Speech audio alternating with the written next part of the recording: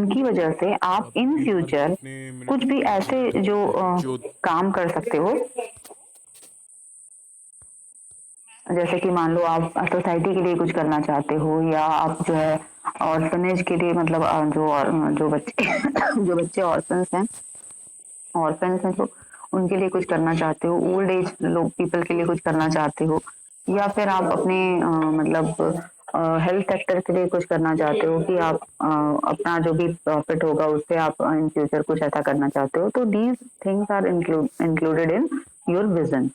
तो ये क्या है, description of something in future, यानी कि आप फ्यूचर में क्या होगे, आपका जो रियल स्टेटस है उससे रिलेटेड चीजें, एज वेल एज आप और चीजें क्या कर सकते हो, like mental perception of the kind of environment an individual or an organization aspires to create within a broad time horizon and the underlying conditions for the actualization of this perception।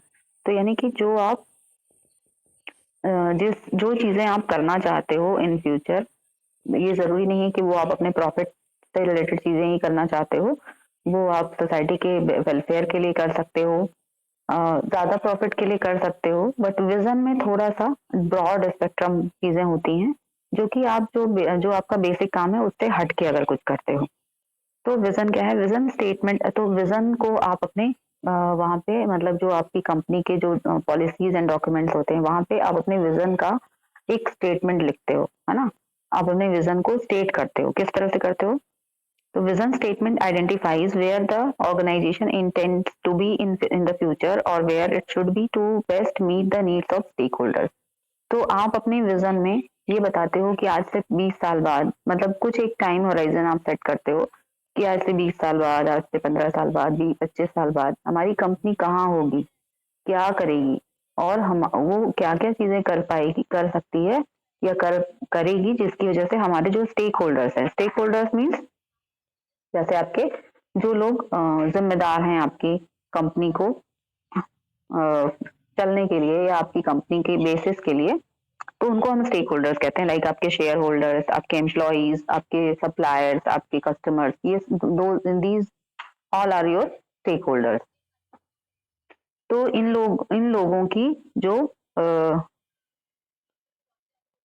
Needs हैं उनको बेहतरी से पूरा करने के लिए हम क्या क्या कर सकते हैं आज से 20 से 25 साल बाद। incorporates a shared, just a second,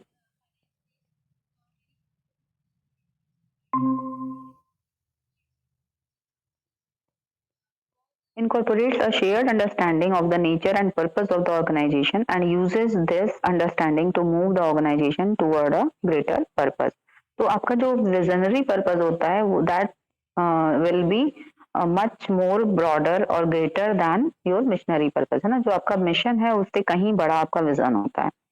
it is a business, या आप जैसे कहते हो कि हम आज से 20 साल बाद हम जो है ग्लोबल, अभी मान लो आप जो है किसी एक कंट्री में आपका जो आपकी कंपनी है या फर्म है किसी एक कंपनी में ऑपरेट कर रही है, बट आपका विजन ये भी हो सकता है कि आफ्टर 20 ईयर्स या आफ्टर 5 ईयर्स, आफ्टर 10 ईयर्स, जो भी आपने टाइम स्पैन रखा है, उसके बाद हम जो है ग्लोबल इस मतलब जो भी आप परफॉर्म कर रहे हो, जो भी आउटपुट्स दे रहे हो, we will be performing, we will be best performer of this sector, है ना, एट ग्लोबल लेवल। आप ये अपना विजन रख सकते हो, या फिर जैसे मैंने बताया कि आप अपने स्टेक होल्डर्स की रिक्वायरमेंट्स या उनकी वेलफेयर के लिए भी बहुत सारे अपने विजन वहां पे कर सकते हो।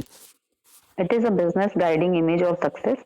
Destiny is not a matter of chance but of choice, not something to wish for but to attain। तो आपको किस्मत से नहीं, मतलब बल्कि अपने परफॉर्मेंस के थ्रू आपको अपना जो भी चाहिए वो आपको अटेन करना होता है। तो ये चीजें आप अपने विजन में पहले ही बता सकते हो, कि बता देते हो कि हमको इतने टाइम बाद हम कहाँ पे होंगे, हमको क्या स्टैब्लिश करना है, मतलब किस तरह से स्टैब्लिश होना है और हम क्या क्या चीजें कर सकते हैं। The end is the vision of an organisation और an individual, that end is the vision of an organisation और एन इंडिविजुअल। इंपॉर्टेंस क्या है विजन का, a tool to inspire and provide a sense of direction and purpose. अब अगर आप एक अपना लॉन्ग टर्म जो गोल है बहुत बड़ा सा विजन को मतलब एक विजन आप अपना सेट करके रखते हो, तो उसकी वजह से आप अपकमिंग जो आपके छोटे छोटे प्रोजेक्ट्स हैं या जो भी आपकी फ्यूचर डीड्स हैं वो आप अपने कंप्लीट करते हो with the help of your break through performance. और आपको वहाँ पे मतलब आपको अच्छा परफॉर्मेंस भी करने के लिए इंस्पिरेशन मिलता है। आप उसको अच्छे से परफॉर्म करके अपना जो भी गोल है वो अचीव करते जाते हो, जितने भी आपके शॉर्ट टर्म और लॉन्ग टर्म गोल्स होते हैं। A vision provides the fabric for working together and accomplishing our goals. तो अब अगर आपने अपना जैसे आप सपोज आप 10th क्लास में हो और तभी आपने सोच लिया कि I will be becoming an IAS officer, तो आपको मतलब ये आपका अगर विजन हो गया कि आईएएस ऑफिसर बन के मुझे देश की सेवा करनी है, या मतलब सॉरी डिफेंस में जाकर के मुझे देश की सेवा करनी है, बट कोई एक बड़े पोस्ट पे। तो वो आपका जैसे अगर आपने वो विजन बनाया, आपका वो विजन है, तो उसके लिए आपको आप छोटे छोटे बहुत सारे goals, short term long term, आपका एक मिशन होगा। वो सारी चीजें आपको पहले ही सारी चीजें आपको धीरे धीरे पूरे करने के लिए मोटिवेट होते जाओगे आप।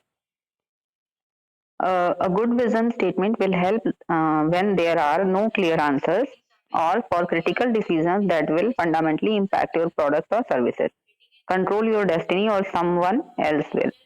तो अगर मान लो अगर आप मिशन में अपने रखते मतलब आपका मिशन ये है कि मुझे बहुत सक्सेसफुल बनना है और मुझे जो भी आप प्रोवाइड करने वाले हो उसके लिए आप मिशन रख रहे हो, तो विजन में आपको ऐसा होना चाहिए, विजन में आपका ऐसा होना चाहिए कि मतलब आप केवल उस अगर वो जो आपकी सक्सेस है वो गलत तरीके से जा रही है, means if it is harmful to others, या मतलब आप किसी भी तरह से आप सक्सेसफुल होना चाहते हो, तो विजन में आपके ये होना चाहिए कि मतलब आपको पता, अब उससे आपको क्या होगा, जो आपका विजन का स्टेटमेंट होगा उससे आपको ये क्लियर हो जाएगा कि हम यहाँ पे सही तरीके से जा रहे हैं या गलत तरीके से। सपोज आप एनवायरनमेंट को बहुत ज्यादा लॉस कर रहे हो, आपका कोई ऐसा प्रोडक्शन है जिसमें जो है सारे फॉरेस्ट आप कट कर रहे हो या बहुत ज्यादा कार्बन इमिट कर रहे हो, तो इस तरह की चीजें अगर आप कर रहे हो जिससे कि एनवायरनमेंट को बहुत लॉस हो रहा है, तो आपको अपने विजन के थ्रू समझ में आ जाएगा कि हम यहाँ पे गलत हैं और हमको कहाँ पे करेक्शन करने हैं। Good vision are inspiring and accelerating. Benefits क्या क्या है विजन के? Good vision foster long term thinking, आपको दूर तक सोचने की, समझने की और चीजों को देखने की एक मतलब एक एबिलिटी समझ में आती है उसकी वजह से। Good vision foster risk taking and experimentation, sorry, good vision help in the creation of a common identity and a shared sense of purpose. तो आपको एक मिलजुल कर काम करने की और एक मतलब शेयर्ड जो गोल है उसको जो पर्पस है उसको एक साथ काम मतलब करने की, अचीव करने की जो सेंसिबिलिटी है, जो एबिलिटी है, वो आपको आपके अंदर डेवलप होती है। Good visions are competitive, origin and unique.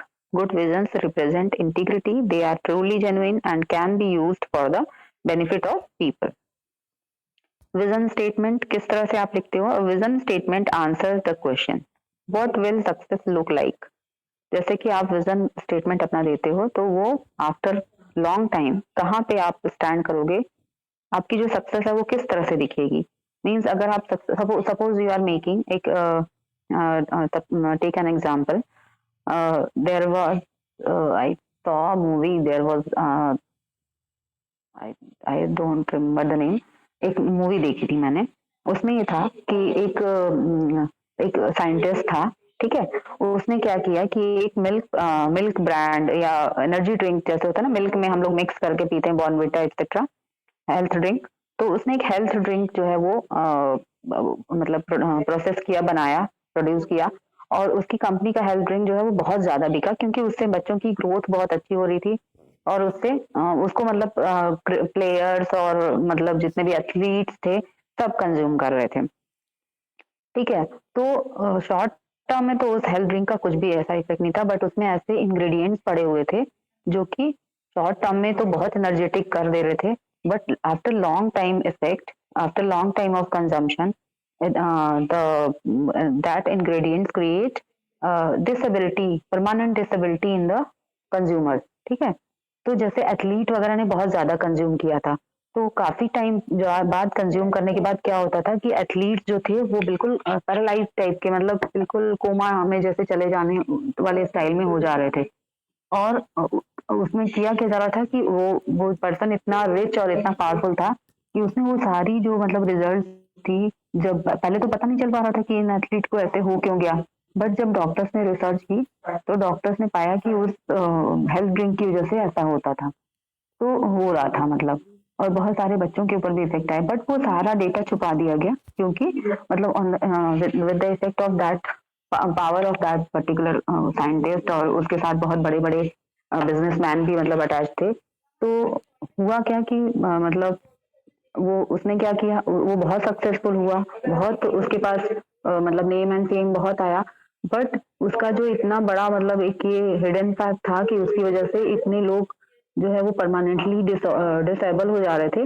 ये फैक्ट जो है इसको एकदम छुपा दिया गया, उन एथलीट को कहीं मारने के लिए भेज दिया गया, प्लेन क्रैश मतलब प्लेन में भर के कि इनको प्लेन क्रैश करा दो तो ये हो जाएगा कि ये लोग प्लेन क्रैश में मर गए, लेकिन कुछ डॉक्टर्स ने उनको सेव कर लिया, ऐसी कुछ स्टोरी थी। बट अगर आप सक्सेसफुल होने के लिए इस तरह के रास्ते चूज करते हो तो ये आपके मतलब अगर आपका विजन आपसे पूछता है कि सक्सेस आपको किस तरह की दिखती है, तो आप ऐसा नहीं कि आप कुछ भी करके सक्सेसफुल हो जाओ। तो आपकी जो एथिक्स हैं, आपकी जो मोरल्स हैं, और आपकी जो मतलब CSR वाला जो पार्ट है, कॉर्पोरेट सोशल रिस्पॉन्सिबिलिटी वाला, कि अगर आप कॉर्पोरेट होल्डर हो तो आपकी कुछ सोशल रिस्पॉन्सिबिलिटीज भी हैं, तो उन चीजों को भी आपको लेकर के वहां पे चलना पड़ता है, और उससे आप क्लियर हो जाते हो कि नहीं मुझे सक्सेसफुल होना है, बट मुझे इस तरह से सक्सेसफुल नहीं होना है कि मैं गलत होकर के सक्सेसफुल हूँ। ठीक है, समझ में आ रही है चीजें? Yes ma'am. तो pursue of this image of success is what motivates people to work together. तो किस तरह से आप सक्सेसफुल होगे और कितने सक्सेसफुल होगे, ये जब आप अपने आप से पूछते हो कि इतने सालों बाद हम कहाँ होंगे, कैसे होंगे, तो वो चीज आपको मतलब जहाँ पे आप अपने आप को स्टैंड करते हो, जो आप शो करते हो कि हम अब इतने सालों बाद हम यहाँ होंगे, हम ग्लोबल लेवल के सबसे अच्छे प्रोड्यूसर्स होंगे इस पर्टिकुलर एरिया के, तो वहां पे आप मोटिवेट हो जाते हो। जैसे कि देखो कुछ विजन स्टेटमेंट का एग्जांपल है। इन्फोसिस का क्या विजन स्टेटमेंट है? To be a globally respected corporation that provides best of breed business solutions leveraging technology delivered by best in class people.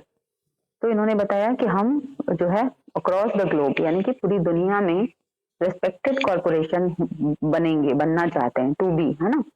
मतलब जो भी इनका जो टाइम होगा विजन स्टेटमेंट के लिए, मतलब विजन अपना जितने टाइम के लिए भी इन्होंने रखा होगा, और जो कि क्या देगा कि सबसे अच्छा बिजनेस सोल्यूशन लेवरेजिंग टेक्नोलॉजी और बेस्ट जो बेस्ट इन क्लास पीपल हैं यानी कि जो हमारे एम्प्लॉयज हैं वो सबसे अच्छे होंगे। इस तरह से इन्होंने अपना विजन स्टेटमेंट रखा। मैगडी ने क्या रखा है? We are committed to doing what is right, है ना? इन्होंने अपना एथिक्स वाला पार्ट को यहाँ पे इंक्लूड किया है कि we are committed to doing what is right, to being a good neighbor and partner in the community, to conduct our business with the environment in mind। यानी कि इन्होंने जो एनवायरमेंट वाला जो पार्ट है यानी कि हमको जो CSR वाला पार्ट है उसको इन्होंने यहाँ पे इंक्लूड किया है कि हम उसके साथ अपने मतलब एनवायरमेंट फ्रेंडली भी रहेंगे, ऐसा नहीं कि एनवायरमेंट को नुकसान पहुंचाते जाएंगे अपने बिजनेस के साथ साथ। तो क्लियर हुआ कि what is vision and what is vision statement?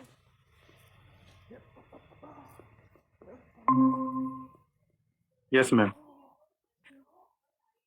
Then mission, है ना? क्या मिशन होता है? अब मिशन क्या है? मिशन और विजन ये सब अच्छे से पढ़ लेना क्योंकि फर्स्ट यूनिट में रहता है तो ये पूछा भी जाता है। Mission is a statement which define sorry, mission क्या स्टेटमेंट होता है? वो डिफाइन करता है the role that an organisation plays in a society. तो आपका जो ऑर्गेनाइजेशन है वो सोसाइटी में क्या रोल प्ले करेगा, ये आपका मिशन स्टेटमेंट होता है। Essential purpose of the organisation concerning particularly why it is in existence, यानी कि आप क्यों एग्जिस्ट करते हो, मतलब आपका मिशन क्या है का मतलब है कि व्हाई यू आर एग्जिस्टिंग, क्या करने के लिए आप जो है इंडस्ट्री में आए हो। The nature of the business it is in and the customers it seek to serve and satisfy. तो यानी कि आप किन कस्टमर्स को सेटिस्फाई करना चाहते हो और आप क्या बनाओगे, क्या करोगे, मतलब आप क्यों हो इस बिजनेस वर्ल्ड में, ये आपको जब इस चीज को आप डिफाइन करते हो तो that is called as mission and mission statement. Purpose और reason for the organisation existence. ठीक है, तो मिशन क्या होता है आपका? मिशन स्टेटमेंट क्या है?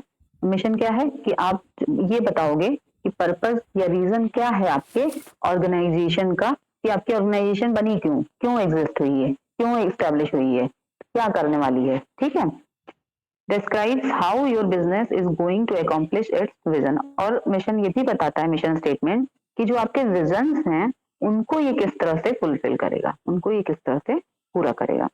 So mission is an enduring statement of purpose that distinguishes a one form from other similar form. तो मिशन, आपका जो मिशन स्टेटमेंट है वो ऐसा स्टेटमेंट होता है, वो आपका एक्सक्लूसिव स्टेटमेंट होता है आपकी कंपनी का, कि वो आपकी फॉर्म को दूसरी फॉर्म से डिफरेंशिएट करने के लिए होता है, कि आप अपनी स्पेशलिटी बताओ कि आप क्यों हो, क्या कर रहे हो, क्या करोगे, किन कस्टमर्स को सर्व करोगे, जो भी चीजें हैं आपके बारे में. A mission statement identifies the scope of a firm's operations in product and market terms. तो मिशन स्टेटमेंट क्या आइडेंटिफाई करता है कि आपकी जो फर्म्स की ऑपरेशंस हैं वो प्रोडक्ट और मार्केट के टर्म्स में उनके स्कोप क्या है, वो कहाँ कहाँ तक लोगों की वांट्स को या रिक्वायरमेंट्स को फुलफिल कर सकते हैं. अब what are the characteristics of a mission. तो मिशन आपका फीजिबल होना चाहिए. मिशन आप बड़े बड़े लिख के बैठ जाओ और पता चला कि वो जो है वो आगे चल के सस्टेनेबल या फीजिबल ही नहीं है, मतलब वो इम्प्लीमेंटेबल नहीं है, आप उन पे अप्लाई नहीं कर पा रहे हो, उसमें कुछ इतनी बड़ी चीजें हैं जो कि आपके लिए पॉसिबल नहीं है कर पाना. तो ऐसा नहीं है, आप मिशन हमेशा अपना ऐसा रखोगे जो कि फीजिबल हो. फीजिबल का मतलब पहुंच में हो, आप उसको कर सकते हो. प्रिसाइज, प्रिसाइज का मतलब बहुत लंबा चौड़ा, बहुत ही वेग नहीं होना चाहिए. प्रिसाइज का मतलब बहुत ही कॉम्पैक्ट वे में, बहुत ही सिंपल वे में होना चाहिए और बहुत ही संक्षिप्त, जिसको कहते हैं ना प्रिसाइज वे में. देन क्लियर, एकदम क्लियर हो, क्रिस्टल क्लियर, पढ़ते ही समझ में आ जाए कि ये फॉर्म क्या कर रही है, करना क्या चाह रही है. मोटिवेटिंग, और ऐसा हो जिसको पढ़ के मोटिवेशन, मतलब जिसको सुन करके या पढ़ करके आप मोटिवेट हो, सामने वाला मोटिवेट हो. डिस्टिंक्टिव, तो ये हो गया कि आपको अदर फॉर्म से वो डिस्टिंक्ट करे, वो डिफरेंशिएट करने में हेल्पफुल हो. Indicates major component of strategy, और उसमें जो है आपके मिशन में जो आपकी स्ट्रेटेजी है उसका मेजर कंपोनेंट जो है वो दिखे, कि आपकी बेसिकली जो है आपकी फॉर्म की मार्केट स्ट्रेटेजी क्या है. ठीक है. अब मिशन का क्या इंपॉर्टेंस है, तो क्यों मिशन या मिशन स्टेटमेंट को लिखना जरूरी होता है हर फॉर्म के लिए. To ensure unanimity of purpose within the organisation, इसलिए ताकि जो एक कंफ्यूजन होता है, या जैसे मतलब जो कह सकते हो कि मतलब जिसको कह सकते हैं कि धुंधलापन है, या मतलब जो समझ में नहीं आता हो, ऐसा कुछ जो जो क्लैरिटी ना हो, ऐसा कुछ. तो मतलब आपके जो पर्पसेस हैं उनमें क्लैरिटी लाने के लिए हमको अपना मिशन बनाना पड़ता है और उसका एक स्टेटमेंट लिखना पड़ता है. ठीक है. To provide a basis for motivating the use of the organisation resources. अब ये क्या करता है, ये एक मोटिवेशनल बेसिस के रूप में काम करता है. किस लिए, जैसे कि आप अपने ऑर्गेनाइजेशन के रिसोर्सेज को प्रॉपरली यूज कर सको, उनको एक्सप्लॉयट नहीं करो, उनको मिस यूज या अंडर यूज ना रखो, उनको अच्छे से यूज करके आप अपना जो गोल है उसको अचीव कर सको. To develop a basis or standard for allocating organisational resources. यहाँ पे क्या है, ऑर्गेनाइजेशनल रिसोर्सेज को एलोकेट करने के लिए एक बेसिस, मतलब एक स्टैंडर्ड या बेसिस होता है ये. To establish a general tone or organisational climate. तो आपके ऑर्गेनाइजेशन का जो क्लाइमेट है या जो ऑर्गेनाइजेशन का जो वर्क कल्चर है उसको डिसाइड करने में ये, या उसको एस्टैब्लिश करने में ये आपको हेल्प करता है. To serve as a focal point for those who can identify with the organisation's purpose और डायरेक्शन. ये जो है, जो ऑर्गेनाइजेशन का पर्पस और डायरेक्शन है उसको आइडेंटिफाई करने में, यानी कि आपने जो एक अपना डायरेक्शन रखा हुआ है उससे आप भटक नहीं जाएं, उसके लिए ये फोकल पॉइंट की तरह से सर्व करता है कि आपको अपने पॉइंट पे रखे, आपको अपने जो आपका जो वे है उससे इधर उधर डाइवर्ट ना होने दे. ठीक. अब फॉर्मुलेशन ऑफ मिशन, मिशन को कैसे आप फॉर्मुलेट करते हो, तो पहले क्या करोगे आप, की decision makers philosophy and vision. तो जो की डिसीजन मेकर्स होते हैं कंपनी के या फर्म के, उनकी फिलॉसफी और विजन को पहले देखा जाता है. ठीक है.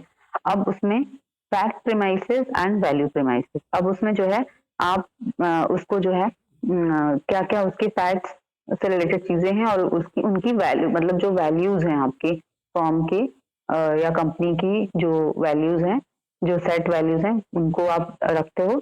Then organisational philosophy and vision, उसके बाद आप जो है मतलब जो जैसे मान लो फैमिली बिजनेस है, तो जो ओनर होगा, सपोज जिसने स्टार्ट किया वो बिजनेस, तो यहाँ पे जो की डिसीजन मेकर होगा वो वही होगा, तो वहां पे उसकी फिलॉसफी एंड विजन होगा। ठीक है, फर्स्ट स्टेप में अगर ये कोई मतलब इस तरह का है कि पार्टनरशिप या कंपनी टाइप का, जो मतलब कंपनी एक्ट के थ्रू रजिस्टर्ड कोई बिजनेस है, तो वहां पे जो की डिसीजन मेकर होंगे, उसके जो हाई अथॉरिटी होंगे, उनकी जो फिलॉसफी एंड विजन वहां पे होंगे, वो सब वहां पे इंक्लूड किए जाएंगे।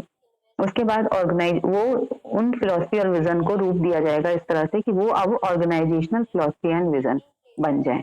जैसे कि आप अगर आप पढ़ोगे विजन एंड मिशन, आप पढ़ो जैसे टाटा की कंपनीज का पढ़ो, इन्फोसिस का पढ़ो, और ये क्या बोलते हैं कॉग्निजेंट का पढ़ो, तो आपको समझ में आएगा कि उनका वर्क कल्चर क्या है, उनके मतलब जो ऑर्गेनाइजेशनल फिलॉसफी एंड विजन क्या हैं। तो मतलब पहले वो उनके कहीं ना कहीं फिलॉसफी एंड विजन रहे होंगे, फिर बाद में वो जो जिसने भी ऑर्गेनाइजेशन बनाई उसके फिर वो ऑर्गेनाइजेशनल फिलॉसफी एंड विजन बन जाते हैं, और उसके बाद विजन के थ्रू फिर हम निकालते हैं ऑर्गेनाइजेशनल मिशन। तो इस तरह से मिशन को हम बनाते हैं। अब मिशन स्टेटमेंट होता है for developing missions of any project और organisation the following 2 questions answer should be written. जैसे वहां पे विजन स्टेटमेंट के लिए हम क्या क्या किस क्वेश्चन को आंसर कर रहे थे कि हमारी सक्सेस कैसी होगी, क्या होगी, मतलब इस तरह से कुछ क्वेश्चन कर रहे थे। यहाँ पे क्या क्वेश्चन करते हैं हम कि what are we going to do, how are we going to do it, कि हम क्या करने जा रहे हैं और हम इसको कैसे करेंगे। ये 2 क्वेश्चन को अगर आप आंसर करते हो तो जो आंसर निकलता है that will be your mission statement. ठीक है, क्लियर हो रहा है?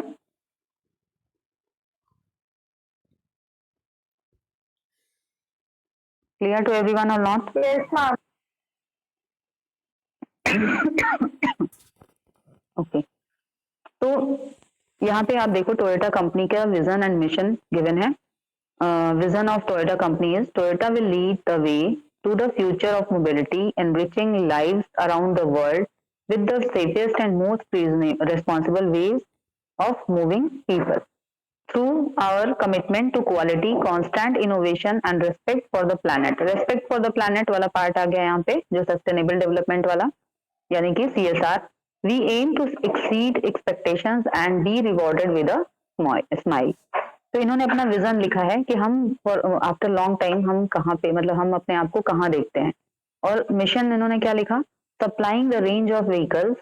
मिशन में इन्होंने 2 क्वेश्चन का आंसर किया कि हम क्या करने जा रहे हैं, what are we going to do and how will we do these things, है ना, या how we will be doing this. तो supplying the range of vehicles, parts, accessories and services to meet the requirement. इन्होंने बोला कि हम what में इन्होंने एक आंसर किया और कैसे करेंगे, तो ensuring that products are outstanding quality, value for money and instill pride of ownership। तो इन्होंने बताया कि हम ये काम करेंगे कि हम लोगों को सप्लाई करेंगे range of vehicles, part, accessories and services उनकी रिक्वायरमेंट के अकॉर्डिंग। बट हम कैसे करेंगे कि हम इन प्रोडक्ट्स की क्वालिटी, इन प्रोडक्ट्स की आउटस्टैंडिंग क्वालिटी को इंश्योर करेंगे। इनकी जो कंज्यूमर हमको पैसा दे रहा है, मनी दे रहा है, उसकी वैल्यू को इंश्योर करेंगे एंड हम प्राइड ऑफ ओनरशिप को मेंटेन रखें। ठीक, तो ये इनका मिशन हुआ और ये इनका विजन हुआ। ठीक है, क्लियर है सबको? Yes ma'am. ठीक है, तो यहाँ पे एक और विजन एंड मिशन का एग्जांपल है, एप्पल कंपनी का है। तो vision of Apple company is Apple is committed to bringing the best personal computing experience to students, educators, creative professionals and consumers around the world. अब suppose जब इन्होंने vision अपना लिखा होगा तो उस टाइम पे हो सकता है ये केवल कुछ एक प्रोडक्ट ही बनाते रहे हों या सिंगल प्रोडक्ट ही बनाते रहे हों जो कि कुछ सारे सेक्टर्स को सर्व ना करता रहा हो। बट इन्होंने बोला कि हम फॉर टाइम, मतलब after long span of time हम प्रोडक्ट्स ऐसे बनाएंगे जो पर्सनल कंप्यूटिंग एक्सपीरियंस वाले, जो कि इन सारे सेक्टर्स को की रिक्वायरमेंट्स को फुलफिल करेगा, स्टूडेंट्स को भी, एजुकेटर्स को भी, क्रिएटिव प्रोफेशनल्स को भी, कंज्यूमर्स को around the world through it's innovative hardware, software and internet offerings. अब इनका मिशन, उस विजन से इनका मिशन क्या निकल के आया कि इन्होंने ये बताया कि हम मतलब इनको ये बताना पड़ेगा कि हम क्या कर रहे हैं, क्या करने जा रहे हैं और कैसे करने जा रहे हैं। तो उन्होंने क्या बोला, Apple designs max the best personal computers in the world along with OS X, iLife, iWork and professional software. Apple leads the digital music revolution with its iPods and iTunes online store. Apple has reinvented the mobile phones with its revolutionary iPhone and App Store and is defining the future of mobile media and computing devices with iPad. तो उन्होंने ये बता दिया कि हम क्या क्या करेंगे और इसमें किस किस तरह से मतलब इसको हम रिक्वायरमेंट्स को कंप्लीट करेंगे। तो ये हो गए आपके विजन एंड मिशन। अब क्या डिफरेंस होता है इसमें, mission statement describe the present state of the person और ऑर्गेनाइजेशन, मतलब अभी आप क्या हैं, क्यों हैं, क्या करने जा रहे हैं, कैसे करेंगे और आप क्यों एग्जिस्टेंस में हैं, तो ये आप बताते हो मिशन में। Who are you, why are you here, why do you exist, while the vision statement describes future state, what do I want to be, where do we want to go, आप future में क्या होना चाहते हो, क्या करोगे, ये चीजें आप विजन स्टेटमेंट में बताते हो और मिशन में आप प्रेजेंट स्टेटस का बताते हो। A mission statement is more specific to what the enterprise can achieve itself, while the vision should describe what will be achieved in the wider sphere if the organization and others are successful in achieving their individual mission. तो आप vision में ज्यादा broad statements आप देते हो, मतलब उसमें आप ज्यादा ब्रॉड स्कोप को अपने इंक्लूड करते हो कि अगर हम सक्सेसफुल होंगे तो हम और क्या क्या चीजें करेंगे। ठीक, अब ऑब्जेक्टिव्स क्या हैं, तो objectives represent a managerial commitment to achieve specified results in a specific period of time. तो ऑब्जेक्टिव जो होते हैं वो आपके वो कम टाइम के लिए होते हैं, मतलब आप short term objectives, long term objectives करके छोटे टाइम के लिए, बड़े टाइम के लिए, इस तरह से आप ऑब्जेक्टिव्स को अपने सेट कर सकते हो इन अचीव योर मिशन, जो अपने मिशन को कंप्लीट करने के लिए, in accomplish your mission, in order to accomplish your mission you can set small term and long term objective. तो अब ऑब्जेक्टिव्स अपने सेट करके आप अपने मिशन को कंप्लीट कर सकते हो। Objectives are end results of planned activity, जो भी आप एक्टिविटीज को प्लान करते हो उनका जो रिजल्ट है, मतलब वो वही उन्हीं ऑब्जेक्टिव्स को अचीव करने के लिए आप उन एक्टिविटीज को प्लान करते हो। तो objectives state what is to be accomplished by when and should be quantified if possible. तो आप उसके लिए अपना टाइम टू टाइम, किस टाइम के लिए क्या आपका ऑब्जेक्टिव है वो आप वहां पे प्लान कर सकते हो, मतलब उसको एस्टेब्लिश कर सकते हो। Objective must be evaluated by smarter tool. Smarter क्या है, specific, measurable, attainable, realistic, time frame, extending and rewarding. तो आपके ऑब्जेक्टिव्स क्या होने चाहिए, उसका एक ये कोड वर्ड है स्मार्टर। तो स्पेसिफिक होने चाहिए, मेजरेबल होने चाहिए, मतलब आपने इतने बड़े बड़े ऑब्जेक्टिव्स आपको सेट नहीं करने चाहिए जिनको आप मेजर नहीं कर पाओ। अटेनेबल होने चाहिए, यानी कि आप वो ऑब्जेक्टिव को अटेन कर सको। रियलिस्टिक होने चाहिए, यानी बहुत ही ज्यादा वर्चुअल या अनरियल नहीं होना चाहिए। टाइम फ्रेम में होना चाहिए कि इतने टाइम में हम ये ऑब्जेक्टिव अपना कंप्लीट कर लेंगे। तो अब जैसे मान लो आपका विजन था कि हम आईएएस बन करके कंट्री की सेवा करेंगे, कंट्री को सर्व करेंगे, उसके लिए मिशन आपने बनाया कि मुझे आईएएस एग्जाम में पास होना है या मुझे मतलब आईएएस क्लियर करना है, ठीक है।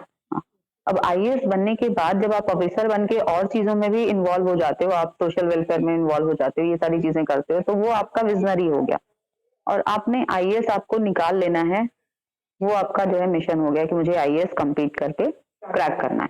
और आईएएस को कंप्लीट करने के लिए आपको अब अपने long term and short term objectives बनाने पड़ेंगे। जैसे शॉर्ट टर्म ऑब्जेक्टिव्स के पहले आपने सपोज आप पहले 10th में थे, फिर आपने बोला कि मुझे 12th जो है अच्छे मार्क्स से कंप्लीट करना है, फिर आप मुझे ग्रेजुएशन अच्छे मार्क्स से करना है, तो ये आपके छोटे छोटे ऑब्जेक्टिव्स हो गए, ठीक है।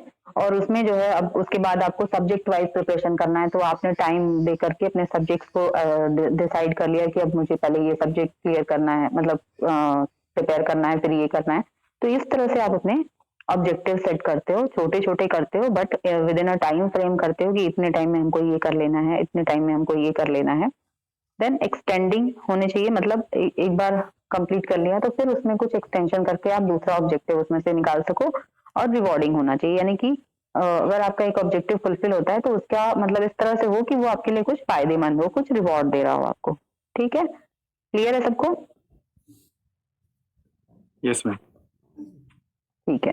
तो ऑब्जेक्टिव्स के लिए इतना सही है क्योंकि आपके सिलेबस में है मिशन, और मिशन के साथ विजन एंड ऑब्जेक्टिव्स आप थोड़ा बहुत लिख दोगे तो मतलब सही रहेगा। ठीक है, तो ये हो गया। उसके बाद हम लोग आ जाते हैं एसबीयूज पे।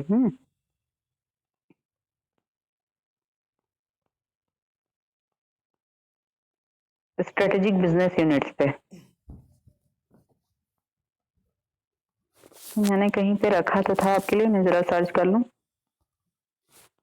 आप लोग की कोई और क्लास तो नहीं है ना?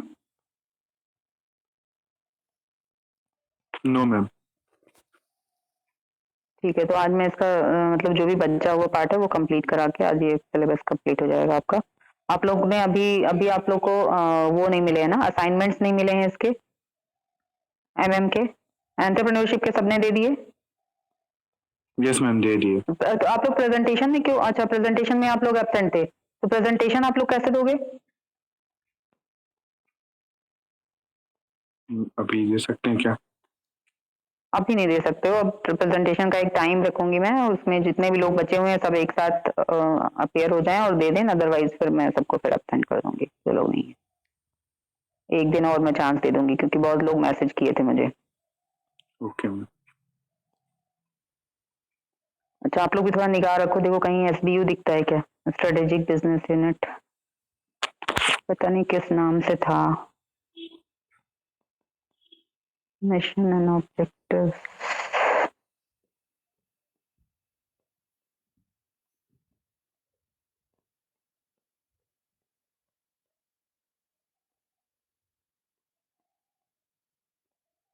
मैंने कहीं सर्च करके तो रखी थी स्लाइड।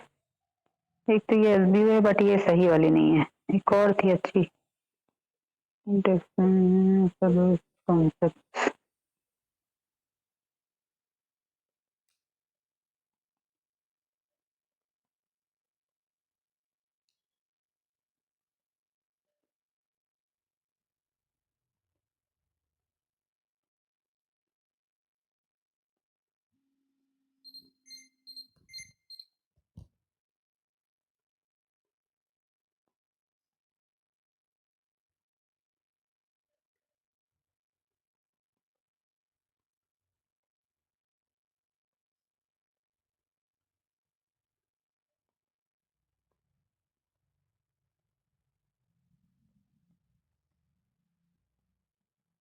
हम्म,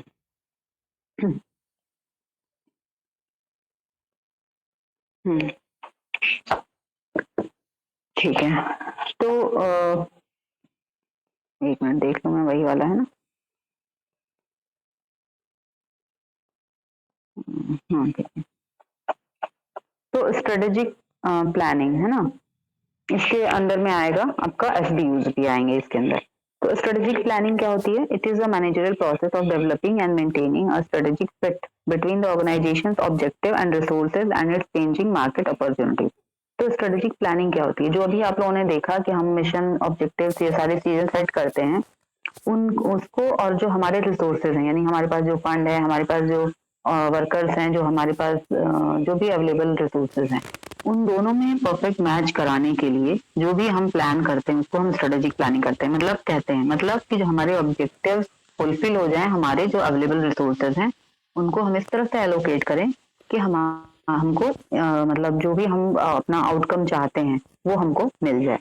ठीक है, तो ऑर्गेनाइजेशनल ऑब्जेक्टिव्स और रिसोर्सेज की स्ट्रेटेजिक फिट को चेंजिंग एनवायरनमेंट में, यानी कि जो बाहर एनवायरनमेंट है वो परमानेंट, वो मतलब कॉन्टिन्यूसली चेंज होता रहता है, रूल्स रेगुलेशन बदलते रहते हैं, डिमांड की मतलब जो ट्रेंड होती है वो बदलती रहती है, जो भी एक्सटर्नल एनवायरनमेंट होता है आपका फॉर्म के बाहर वो हमेशा चेंज होता रहता है, पॉलिटिकल, लीगल, सारी चीजें, एनवायरमेंटल, इथिकल, सारे जो क्राइटेरिया होते हैं वो चेंज होते रहते हैं।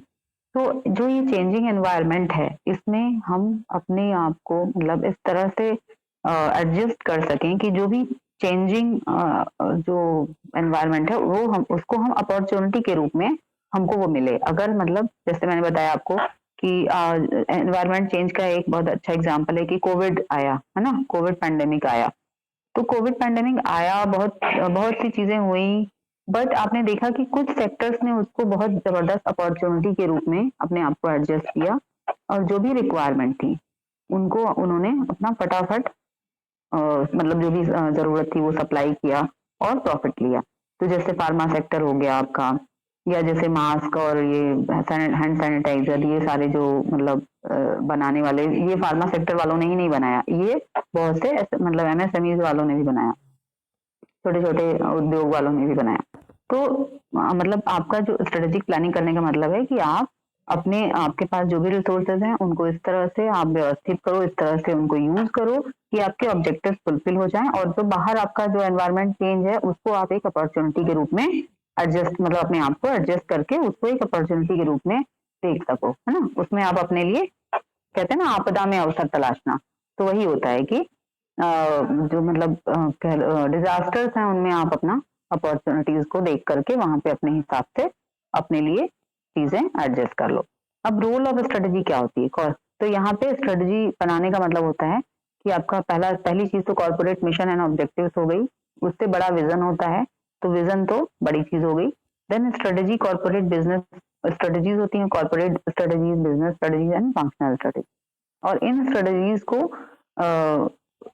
मतलब अप्लाई करने के लिए आपको पहले प्लानिंग करनी पड़ती है, तो ऑपरेटिंग प्लान। तो इस तरह से स्ट्रेटजी फॉर्मुलेशन आप करते हो, मतलब क्या रोल होता है स्ट्रेटजीज का कि आप प्लान्स बनाते हो, उनके थ्रू आप स्ट्रेटजीज बनाते हो और उनके थ्रू आप मिशन एंड ऑब्जेक्टिव को फुलफिल करते हो। ठीक, अब विजन एंड स्ट्रेटजी का क्या रिलेशनशिप है?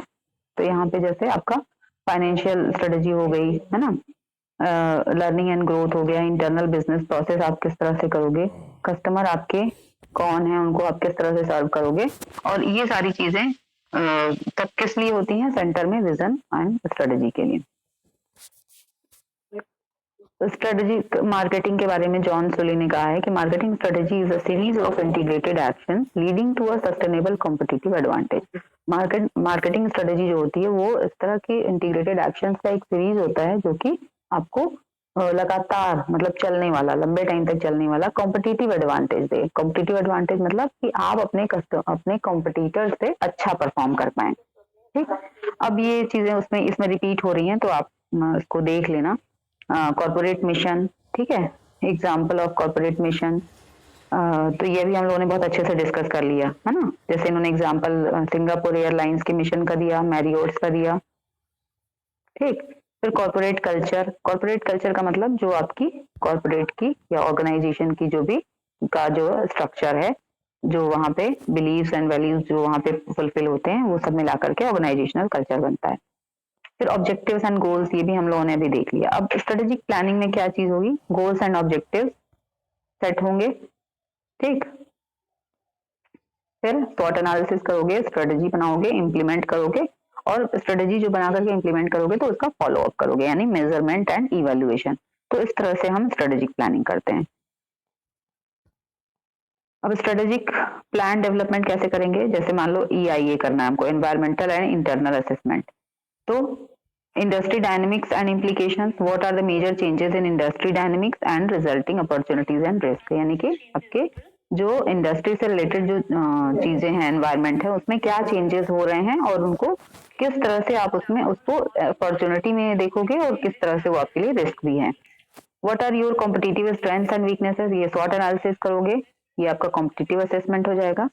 How does your current business emphasis fit the industry opportunity and competitive landscape, ठीक है, ये आपका इंटरनल असेसमेंट हो जाएगा कि आपकी जो इंडस्ट्री, आपकी जो फॉर्म है, वो किस तरह से इंडस्ट्री में फिट बैठती है। और स्ट्रेटेजिक डेफिनेशंस एंड इम्प्लीकेशंस क्या है? तो strategy articulation, what strategy will you pursue over the next 3 years, 3 सालों के लिए, अब अगले 3 सालों के लिए क्या स्ट्रेटेजी बनाते हो। What will be the impact of major strategic initiative, जो आपने ये स्ट्रेटेजीज बनाई थी इनका इम्पैक्ट क्या हुआ। What are the expected financial returns of your strategy, इन स्ट्रेटेजी को इम्प्लीमेंट करने के बाद आपके फाइनेंशियल रिटर्न्स क्या हुए। और what strategic alternatives have you considered, तो आप मतलब और क्या आपके पास स्ट्रेटेजिक अल्टरनेटिव्स हैं। तो इस तरह से आप स्ट्रेटेजिक प्लान को डेवलप करते हो। ये आपकी हायरार्की है। सबसे बड़ा विजन होता है, उसके बाद मिशन होता है, देन ऑब्जेक्टिव्स होते हैं, देन स्ट्रेटेजीज होती हैं, और स्ट्रेटेजीज के से छोटी टैक्टिक्स होती हैं, और टैक्टिक्स से छोटा मतलब सबसे जो बेस लेवल है वो प्लान्स होते हैं। पहले आप प्लान बनाते हो, फिर उन प्लान को इम्प्लीमेंट करने के लिए टैक्टिक्स लगाते हो, उन टैक्टिक्स के थ्रू आप स्ट्रेटजीज बनाते हो, स्ट्रेटजीज के थ्रू आप ऑब्जेक्टिव्स को अचीव करते हो, ऑब्जेक्टिव्स के थ्रू आप मिशन को अचीव करते हो और मिशन के थ्रू आप विजन को अचीव करते हो। ठीक है, क्लियर है सबको कि ये हर एक बिजनेस का जो है एक ये हायरार्की होती है इसी तरह से। समझ में आ रहा है सबको? Yes ma'am.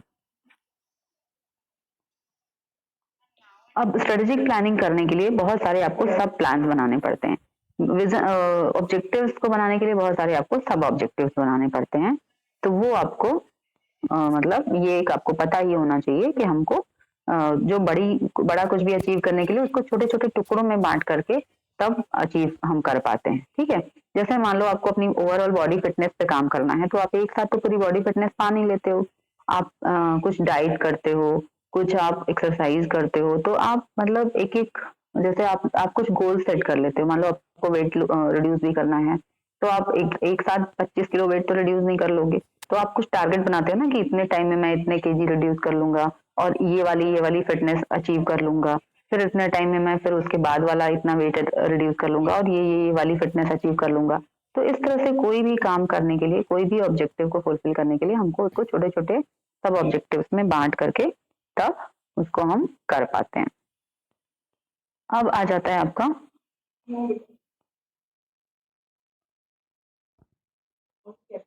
ये सारी चीजें तो हो चुकी हैं।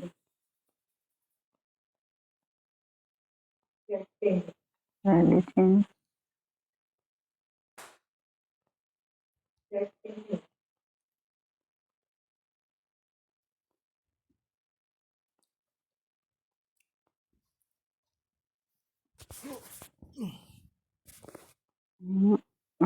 इसमें एसबी वाला पार्ट नहीं है क्या?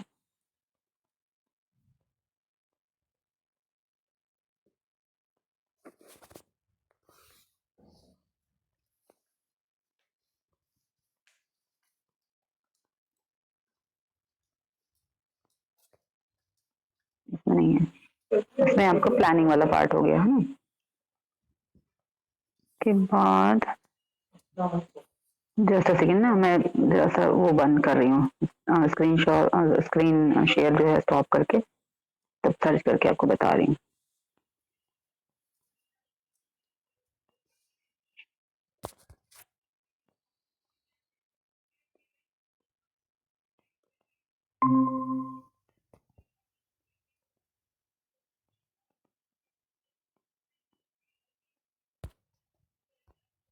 और विजन एंड मिशन हो गया। ठीक है, जैसा बोल रही थी अभी। Then,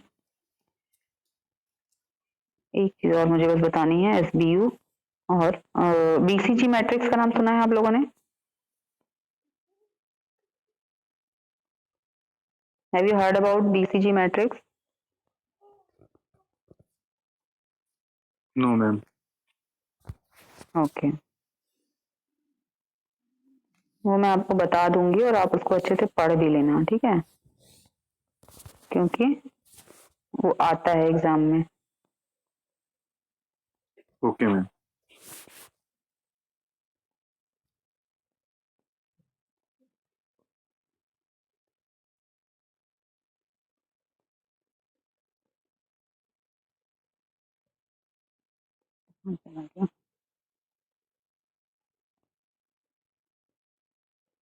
पहले तो आप लोग बिजनेस यूनिट देख लो, तो मैं एक्चुअली वो बीसीजी वाला स्टार्ट करने में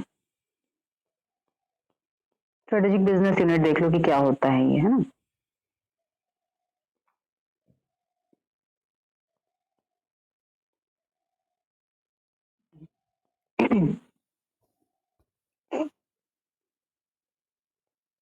स्क्रीन विजिबल है ना सबको?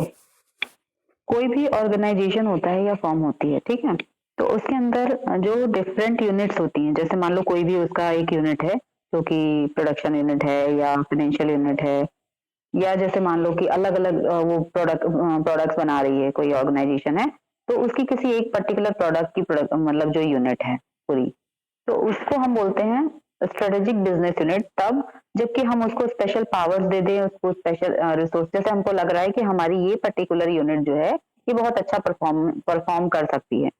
फॉर एग्जाम्पल जैसे कोई क्लास है, उसमें किसी टीचर को समझ में आए या यूनिवर्सिटी या डिपार्टमेंट को समझ में आए कि कोई एक बच्चा है जो कि बहुत अच्छा परफॉर्म कर सकता है, बट उस बच्चे के पास सफिशिएंट रिसोर्सेज अवेलेबल नहीं है, और उसको अगर अच्छे से हेल्प किया जाए तो वो मतलब वो काफी अच्छा परफॉर्म कर सकता है, अपनी ग्रोथ भी कर सकता है, साथ के साथ वो मतलब जो डिपार्टमेंट है और उसके जो पेरेंट्स हैं, टीचर्स हैं, सबका नाम अच्छा कर सकता है।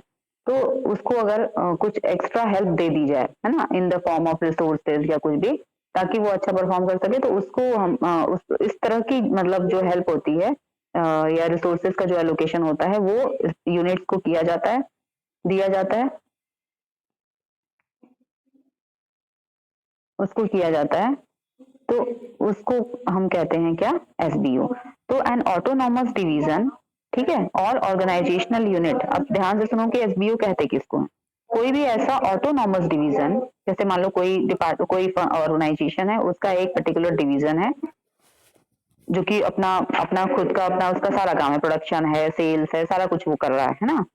और मान लो कि वो कोई एक पर्टिकुलर प्रोडक्ट बनाता है, उसका उससे रिलेटेड वो सारे अपने फंक्शंस करता है, तो वो एक ऑटोनॉमस डिवीजन हो गया। या ऑर्गेनाइजेशनल यूनिट, ठीक है, small enough to be flexible and large enough to exercise control over most of the factors affecting its long term performance.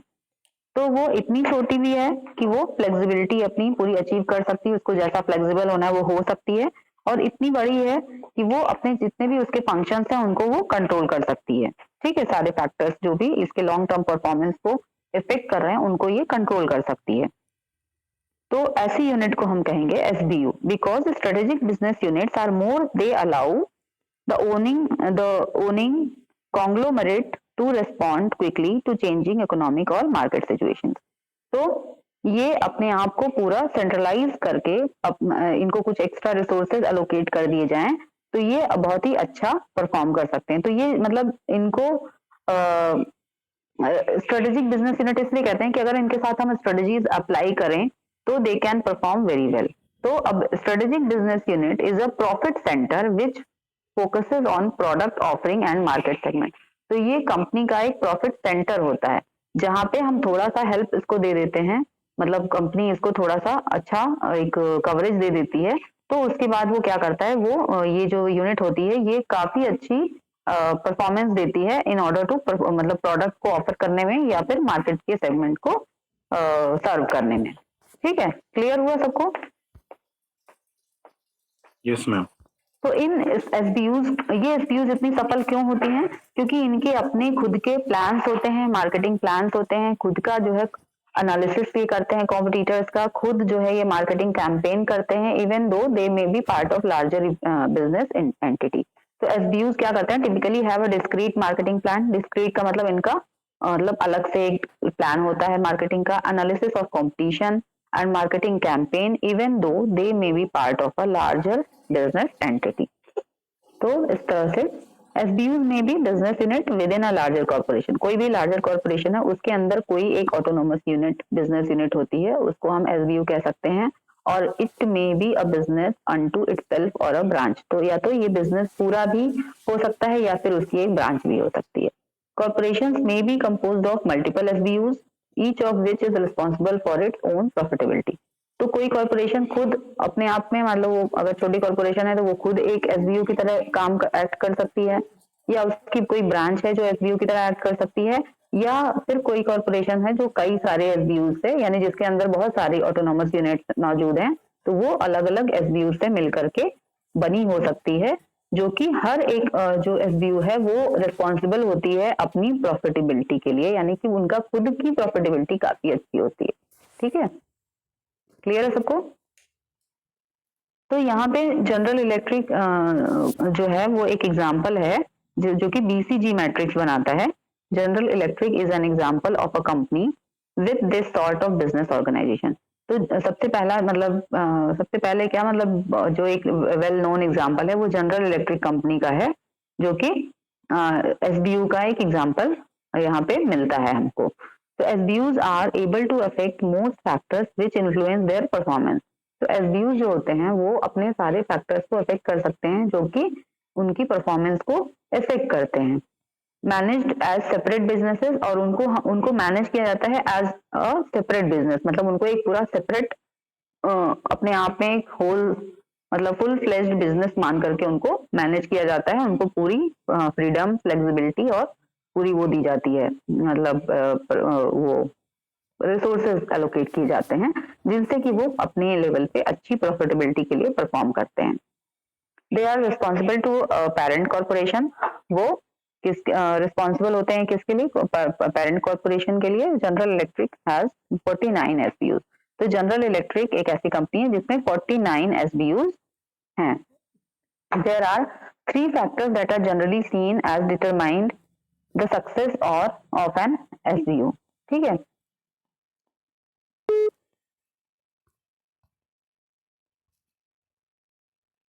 यहाँ पे ये नहीं है। तो यहाँ पे 3 फैक्टर्स होते हैं जो कि जनरली देखे जाते हैं जो कि एसबीओ की सक्सेस को डिफाइन करते हैं। The degree of autonomy given to each SBO manager, कितना आप उनको ऑटोनॉमी दे रखे हैं, मतलब ऐसा नहीं कि वो डिपेंडेंट हो हर डिसीजन के लिए, हर चीज के लिए अगर पेरेंट कॉर्पोरेशन पे, तो मतलब वो सक्सेसफुल होने उनके लिए मुश्किल हो सकता है। तो आप जो लेवल ऑफ या डिग्री ऑफ ऑटोनॉमी उनको दी हुई है आपने यानी कॉर्पोरेशन ने, पेरेंट कॉर्पोरेशन ने, वो। दूसरी चीज, the degree to which an SBU shares functional programme and facilities with other SBUs, और किस लेवल तक उनको आपने फ्री किया हुआ है कि वो अपने सारे फंक्शनल प्रोग्राम्स और फैसिलिटीज को दूसरे एसबीयूज के साथ डिस्कस कर पाते हैं। और तीसरी चीज, the manner in which the corporation is because of new changes in market, और तीसरी चीज यह है कि जो कॉर्पोरेशन है वो किस तरह से नई चेंजेस में अपने आप को एडजस्ट करता है। तो ये आपका हो गया मतलब एसबीयूज हो गए। अब मैं आपको बीसीजी मैट्रिक्स और बता दूं, एक बार देख लूं इसमें है कि मुझे अलग से सर्च करना पड़ेगा आपके लिए। बीसीजी मैट्रिक्स वाला पार्ट मैंने कहीं रखा तो था, अब वो सेव हुआ कि नहीं हुआ पता नहीं।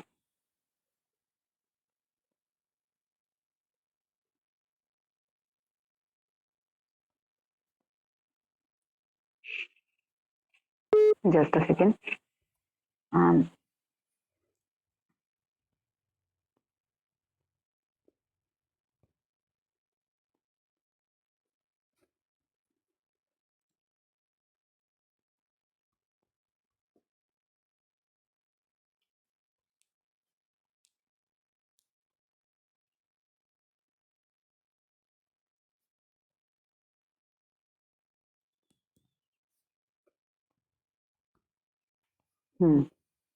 तो ये है आपका BCG matrix.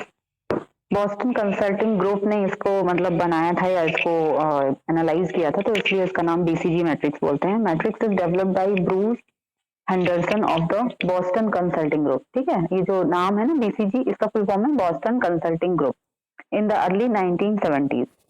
So according to this technique, business or products are classified as low or high performance depending upon their market growth rate and relative market share. तो यहाँ पे 2 पैरामीटर्स दिए गए, एक था मार्केट ग्रोथ रेट, यानी कि market कितनी तेजी से आपके प्रोडक्ट्स की मार्केट इंक्रीज कर रही है, यानी आपके प्रोडक्ट्स की मार्केट कितनी तेजी से बढ़ रही है। और दूसरा जो पैरामीटर था वो था relative market share. Relative market share का मतलब आपका मार्केट शेयर कितना है रिलेटिवली। ठीक, अब रिलेटिव मार्केट शेयर और मार्केट ग्रोथ क्या है? To understand the BCG matrix, you need to understand how market share and market growth are interrelated. ठीक है, अब मार्केट शेयर क्या है? जैसे आपने यहाँ पे देखा कि सबसे ज्यादा मार्केट शेयर ये एक पर्टिकुलर कंपनी का है या उसके प्रोडक्ट का है, जो कि कह रहा है वी आर नंबर 1। ठीक, जो लाइट ब्लू कलर से है। बाकी बाकी और कंपनीज या और प्रोडक्ट्स का मार्केट शेयर उससे कम कम शो कर रहा है, थोड़ा सा रेड वाला शो कर रहा है, थोड़ा ग्रीन वाला, थोड़ा येलो वाला। तो ये इस तरह से जब आप मार्केट को डिवाइड करते हो तो उसको हम मार्केट शेयर कहते हैं। यानी कि market share is the percentage of the total market that is being serviced by your company, measured either in the revenue terms और इन यूनिट वॉल्यूम टर्म। तो या तो आप उस मतलब उस पर्टिकुलर एरिया मतलब परसेंटेज ऑफ मार्केट जो कि आपकी कंपनी जिसको सर्व कर रही है, और चाहे तो वो इन टर्म्स ऑफ रेवेन्यू में सर्व कर रही है, यानी कि उससे आपको ज्यादा रेवेन्यू मिल रहा है उतने परसेंटेज ऑफ एरिया से, उतने परसेंटेज ऑफ मार्केट से, या फिर इन यूनिट वॉल्यूम टर्म्स, यानी कि जितना वॉल्यूम आप सर्व कर रहे हो उस हिसाब से। तो इसको हम कहते हैं मार्केट शेयर। समझ में आई बात? जैसे कि जो सबसे ज्यादा जिसका परसेंटेज होगा मार्केट में उसको हम मार्केट लीडर मान लेंगे। ठीक है,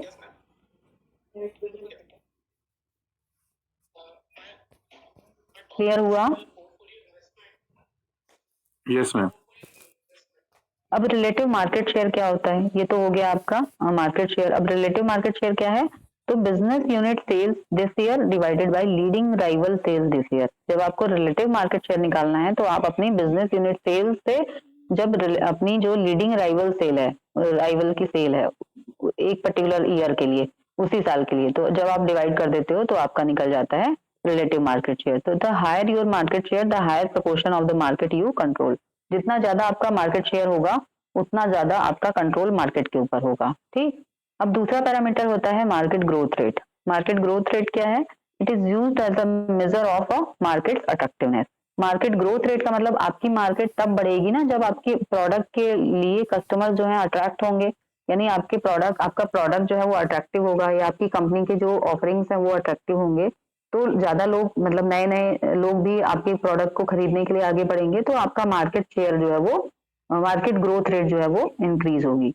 तो मार्केट ग्रोथ रेट कैसे हम कैलकुलेट करते हैं कि individual sale in this year minus individual sale last year divided by individual sale last year. तो इससे आपको मिल जाएगा कि आपका ग्रोथ कितना हुआ, आपका जो ग्रोथ रेट है मार्केट का वो कितना है। जो आपकी पिछले साल की सेल थी उससे आप जो आपकी इस साल की सेल है उससे आप पिछले साल की सेल को माइनस करके जब पूरे, मतलब जो आपका रिजल्टेंट आता है उसको आप जो पिछले साल की सेल थी उससे आप डिवाइड कर देते हो, तो आपका निकलता है मार्केट ग्रोथ रेट। ठीक है। तो market experiencing high growth are one where the total market share available is expanding and there is plenty of opportunity for everyone to make money. तो मार्केट जो है एक्सपीरियंस, मतलब ग्रोथ कब experience करता है? जबकि वो जो टोटल मार्केट शेयर है वो बढ़ रहा है आपका और हर किसी को पैसा बनाने की अपॉर्चुनिटीज मिल रही हैं। ठीक। अब आता है बीसीजी ग्रोथ मैट्रिक्स। तो यहाँ पे हम दोनों पैरामीटर्स के बीच में एक मैट्रिक्स ड्रॉ करते हैं, एक 2x2 की मैट्रिक्स बनाते हैं। तो यहाँ पे एक ग्राफ के फॉर्म में बना हुआ है, लेकिन इसको आप इस तरह से देखो, 2x2 की मैट्रिक्स है, 2 खाने ऊपर 2 खाने नीचे, 2 खाने दाएं 2 खाने बाएं, तो इसको हम 2x2 की मैट्रिक्स कहते हैं। नीचे वाला जो हमारा एक्सिस है उसमें हमने सबसे लेफ्ट कॉर्नर पे लिखा लो, राइट कॉर्नर पे लिखा हाई। ठीक।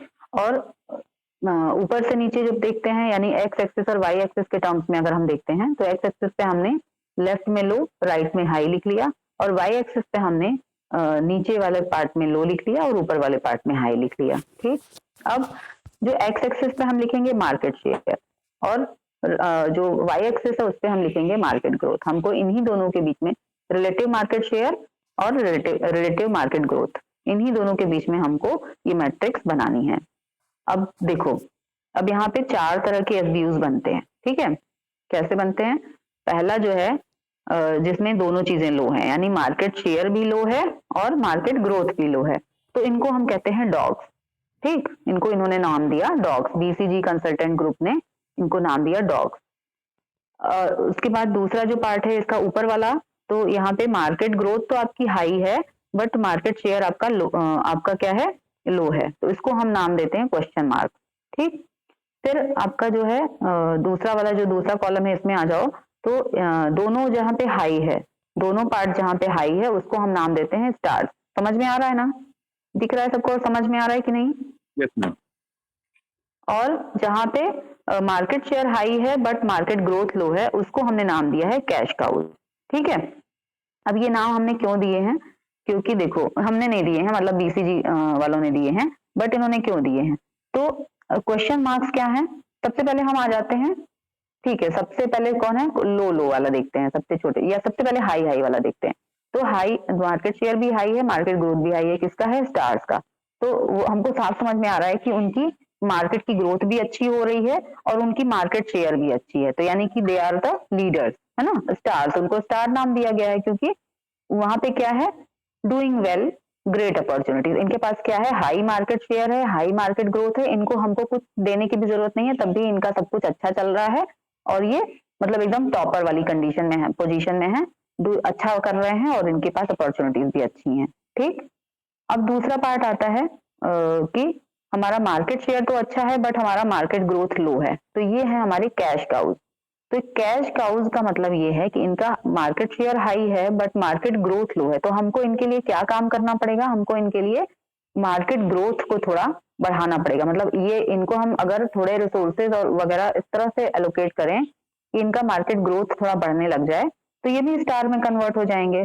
ठीक है, तो हमको ये 4 तरह की एसपीयूज मिली हैं जिनमें हमको मतलब इस तरह के चेंजेस या इस तरह की स्ट्रेटजीज अप्लाई करनी पड़ेंगी कि जिससे हर तरह की जो एसपीयू है वो स्टार वाले में कन्वर्ट हो जाए। कैसे होगी? कैश काउज में क्या कर, ये क्या कर रहे हैं, डूइंग वेल, ठीक है, अच्छा कर रहे हैं in doing well in no growth market with limited opportunities. तो इनके ये क्या कर रहे हैं, इनके पास मार्केट में ग्रोथ नहीं है, यानी कि ये इनकी अट्रैक्टिवनेस कम है, इनके प्रोडक्ट की अट्रैक्टिवनेस कम है, या इनकी जो भी ऑफरिंग्स है उसकी उसमें कस्टमर अट्रैक्ट नहीं हो रहे हैं, इनके पास मार्केट शेयर अच्छा है। तो हमको उसके लिए कुछ स्ट्रेटजीज अप्लाई करनी पड़ेंगी जो कि हम बाद में देखेंगे, अभी आगे देखेंगे।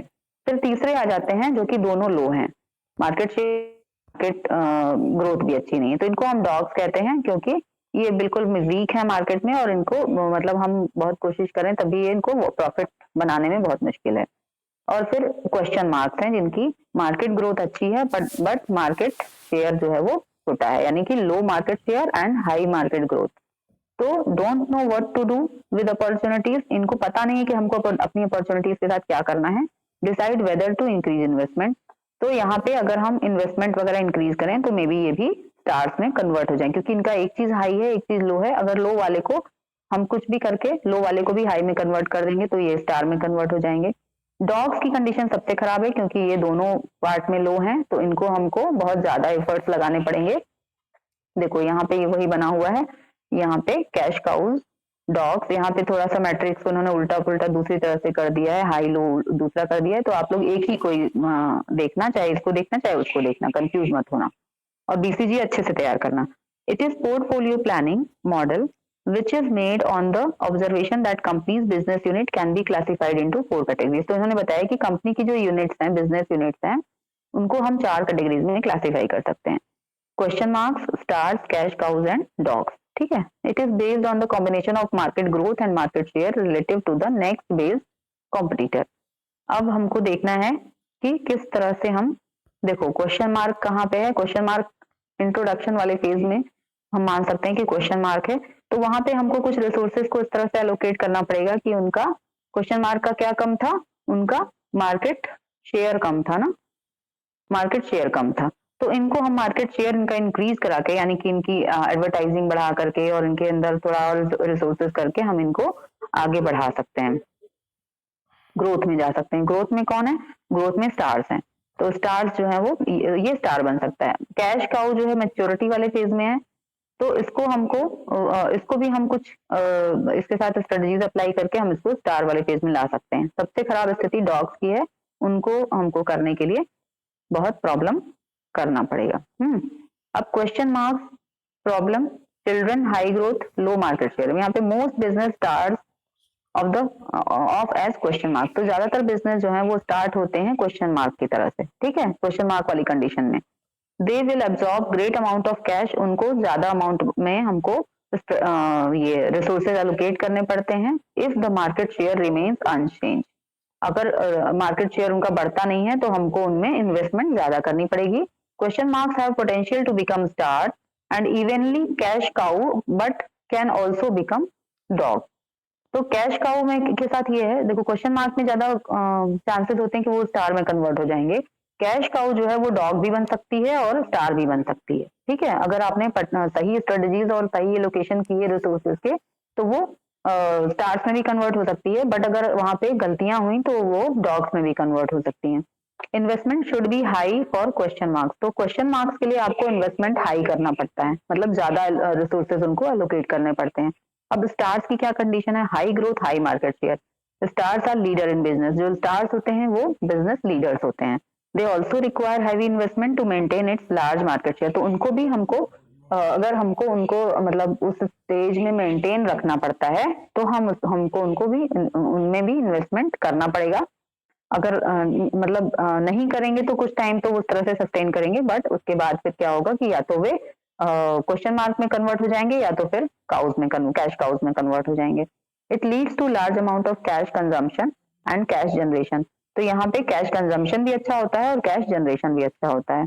Attempt should be made to hold the market share, otherwise the star will become a cash cow। तो यहाँ पे अटेम्प्ट ये किया जाता है कि मार्केट शेयर हमारा बना रहे, मार्केट शेयर का मतलब परसेंटेज ऑफ मार्केट ज्यादा हमारे कब्जे में रहे, ताकि हम कैश काउ ना बन जाए। ठीक है, क्लियर हो रहा है सबको? Yes ma'am.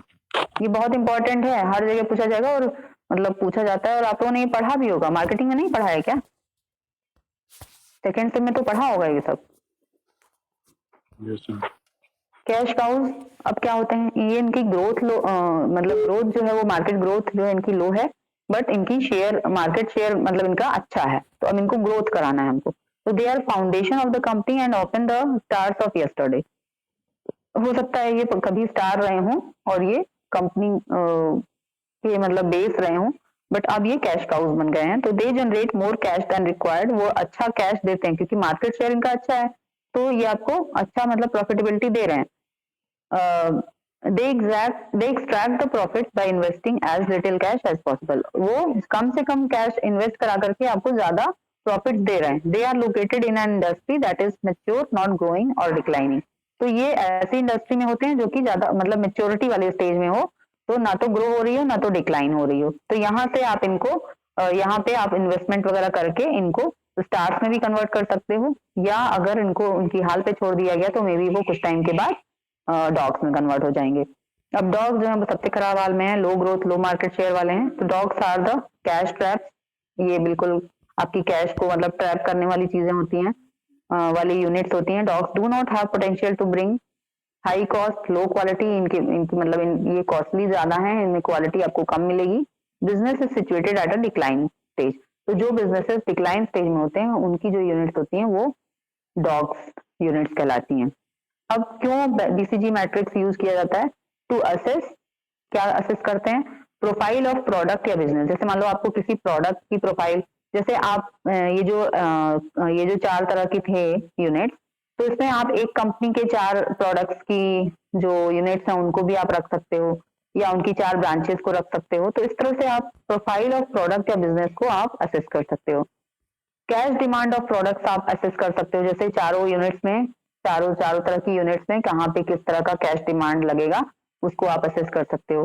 The development cycle of product है ना, प्रोडक्ट की जो साइकिल है यानी कि आपकी जो प्रोडक्ट लाइफ साइकिल है उसको आप असेस कर सकते हो, और resource allocation and divestment decisions ले सकते हो कि कहाँ हमको रिसोर्सेज को लगाना है और कहाँ पे कौन सी यूनिट्स को बंद कर देना है, वहां पे और अननेसेसरी रिसोर्सेज को खर्च नहीं करना है। ठीक, अब main steps of BCG matrix क्या है?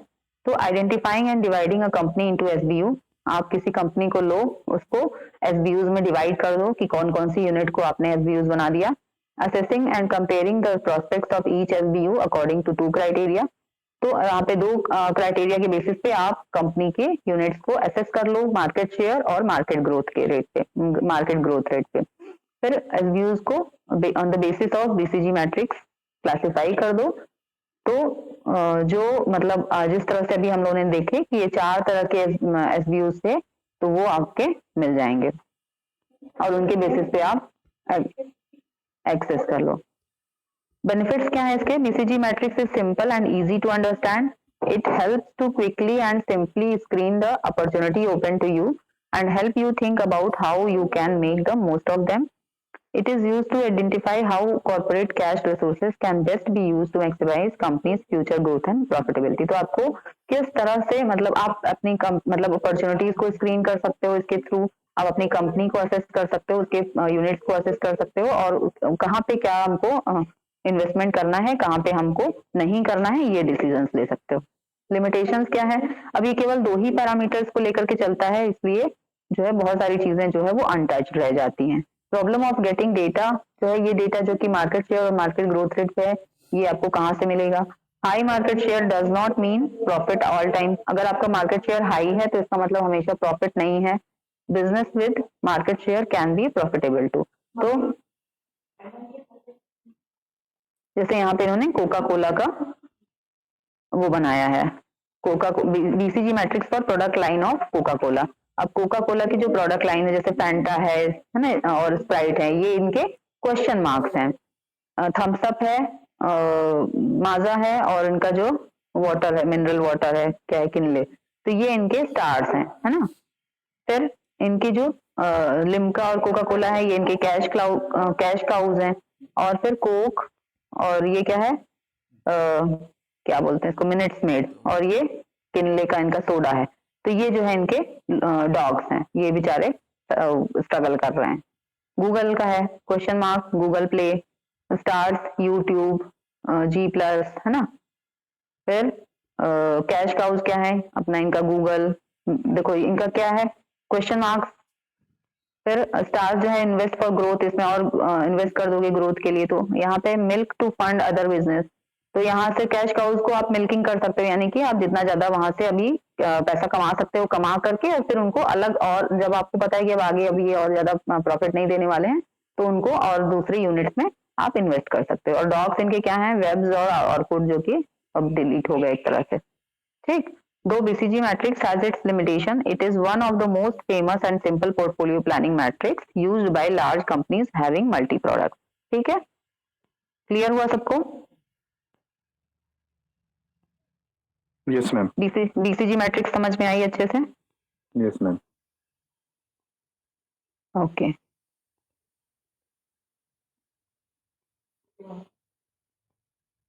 अब एक थोड़ा सा 5 मिनट का और वो करो, वेट करो, मैं एक और चीज आप लोग को बता दूं और फिर उसके बाद बंद करूं। तो आज आपका ये कंप्लीट हो जाएगा सिलेबस, ठीक है, MM का। आज जितनी चीजें बताई वो समझ में आई? Yes ma'am.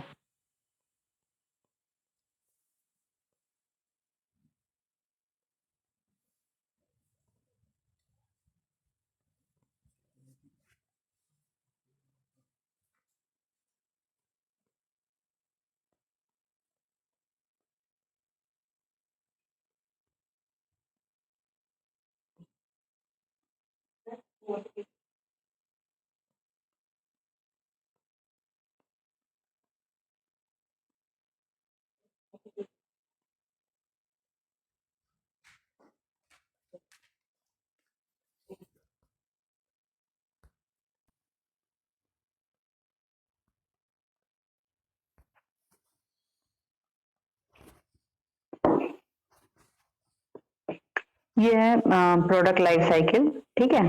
Product life cycle तो पढ़ी होगी आप लोगों ने सेकेंड सेम में। जिस तरह से हम ह्यूमन बीइंग की एक लाइफ साइकिल होती है कि आप यस पढ़िए मैम। पढ़ी है ना, ठीक है। तो जिस तरह से आप एज अ ह्यूमन बीइंग आप जानते हो कि आपकी एक लाइफ साइकिल होती है कि आपके पैदा होने से लेकर के स्टेज ऑफ योर इंट्रोडक्शन और स्टेज ऑफ डिक्लाइन, मतलब जब हमारी डेथ हो जाती है तब तक हम कई स्टेजेस में या कई फेजेस में ग्रो करते हैं।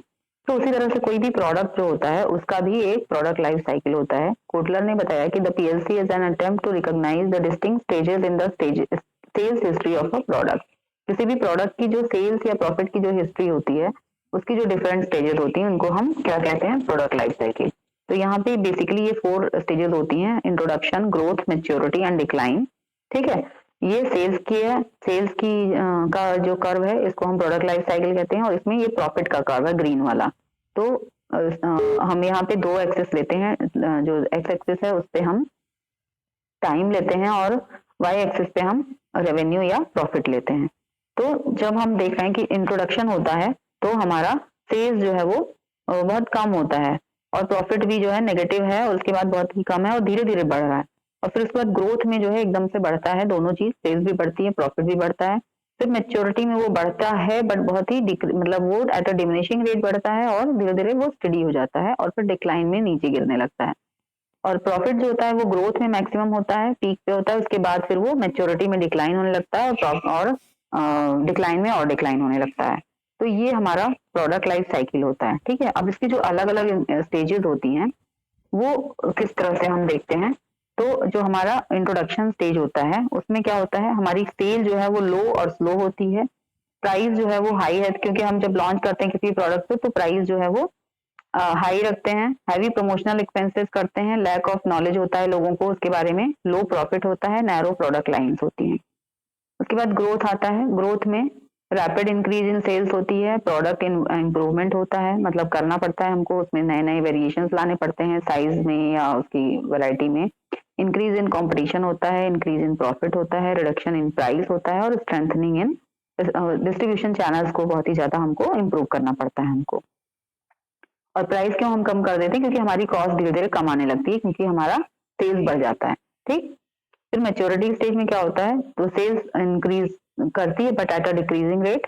नॉर्मल प्रमोशन एक्सपेंसेस हो जाते हैं, क्योंकि जब तक लोग हमारे प्रोडक्ट को जान जाते हैं तो हमको मतलब जो एडवर्टीजमेंट वगैरह पे एक्सपेंसेस होते हैं वो कम कर देने होते हैं। यूनिफॉर्म और लोअर प्राइसेस रहते हैं, प्राइसेस तब भी लोअर ही रहते हैं। प्रोडक्ट के मॉडिफिकेशन हम ला सकते हैं, डीलर्स का सपोर्ट रहता है, और प्रॉफिट मार्जिन जो है वो धीरे धीरे हमारा डिक्रीज होने लगता है। फिर डिक्लाइन फेज में क्या होता है, रैपिड डिक्रीज इन सेल्स होती है, फर्दर डिक्रीज इन प्राइस होता है, क्योंकि सेल्स घटती है तो हम सोचते हैं प्राइस कम कर दें शायद तो बढ़ जाए। और फिर प्रमोशनल एक्सपेंसेस यहाँ पे करने से कोई फायदा नहीं है, क्योंकि हमको पता है कि हम ज्यादा खर्चा भी कर लेंगे तो कोई मतलब अब और ज्यादा कस्टमर बढ़ने वाले नहीं है। और सस्पेंशन ऑफ प्रोडक्शन वर्क होता है। अब जो है कुछ और तरह की ये होती हैं आपकी क्या बोलते हैं इनको, प्रोडक्ट लाइफ साइकिल। जैसे स्टाइलिश प्रोडक्ट्स के लिए, तो स्टाइलिश प्रोडक्ट्स के लिए इस तरह से है कि वो साइक्लिक मैनर में पहले ज्यादा होती है, उसकी जो सेल्स होती है फिर वो कम होती है, और फिर बढ़ती है बट उतना नहीं बढ़ती, उससे कम बढ़ती है। तो इसको हम स्टाइल की कहते हैं, कि मतलब वो स्टाइल होता है ना कि वो रिपीट करके आता है। फर्नीचर, ऑटोमोबाइल, क्लोथिंग, शूज, पहले जो फैशन चलते थे वो अभी भी मतलब स्टाइल्स में जो पहले जो स्टाइल्स होती थी वो अभी भी रिपीट होके आते हैं, भले ही उतना पीक उसका ना जाए। ठीक, क्लियर है सबको? तो इस तरह से स्टाइल की पीएलसी होती है। दूसरी होती है फैशन। फैशन में क्या है, फैशन आता है और तेजी से चला जाता है, लेकिन मतलब आता है धीरे धीरे कम होता है और फिर जाता है। तो मतलब फैशन की जो प्रोडक्ट लाइफ साइकिल है वो इस तरह से होती है कि वो बहुत तेजी से पीक पे आता है, फिर थोड़ा दिन मेंटेन रहता है और फिर डिक्लाइन हो जाता है। ठीक, जैसे readymade garment, purses, bangles, shoes.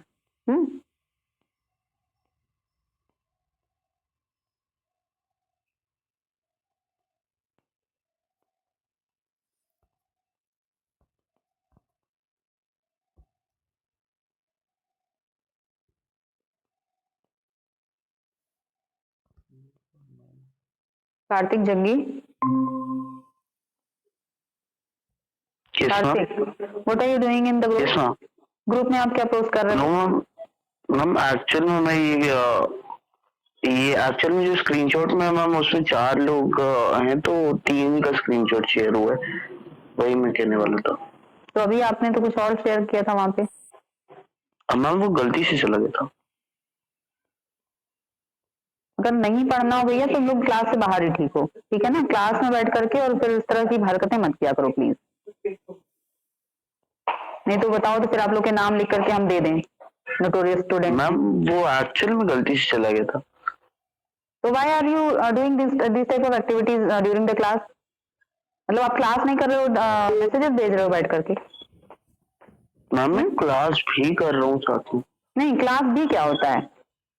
Ma'am मैं क्लास ही कर रहा था एक्चुअल में। हाँ बताइए। अच्छा आप बताइए, क्लास कर रहे थे ना, तो बताइए आपके स्टार्स के क्या कैरेक्टरिस्टिक्स थे एंड कैश काउज के क्या कैरेक्टरिस्टिक्स थे, आप बताइए मुझे। मैम स्टार्स में असल में आपका जो मार्केट शेयर रहता है और जो मार्केट ग्रोथ रहती है वो दोनों ऊपर तेजी से रहती है, और जो काउज में रहता है आपका वो मार्केट शेयर जो रहता है वो ग्रोथ रहती है उसमें, और सॉरी मार्केट शेयर एकदम हाई पे रहता है और जो ग्रोथ रहती है वो लो रहती है। किस एक्सिस पे ग्रोथ रहती है, किस एक्सिस पे शेयर रहता है? किस एक्सिस पे? अभी मैंने जो आप लोग को बताया है, तो किस एक्सिस पे मैंने ग्रोथ रखी थी और किस पे शेयर रखा था? मैम जो डॉग का रहता है वो दोनों में लो रहता है। डॉग की और पूछ रही हूँ मैं एक्सिस की बात कर रही हूँ, x axis and y axis. Ma'am जो आपका ये रहता है स्टार्स का जो रहता है वो आपका वाई एक्सिस में अपना ये रहता है, हाई पे रहता है, और जो एक्स एक्सिस में रहता है। स्टार्स की बात नहीं कर रही हूँ, मैं पूछ रही हूँ कि किस एक्सिस पे कौन सा फैक्टर रखते हैं। किस एक्सेस में कौन सा फैक्टर रखते हैं? पहली बार तो आप गिन के क्लास करने आए हो, ठीक है, और उसके बाद आपकी हरकतें ये हैं। Nonsense. I am winding up the class.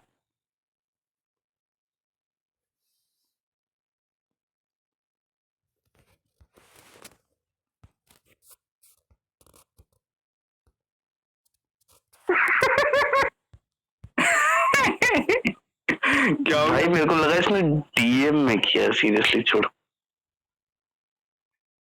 अबे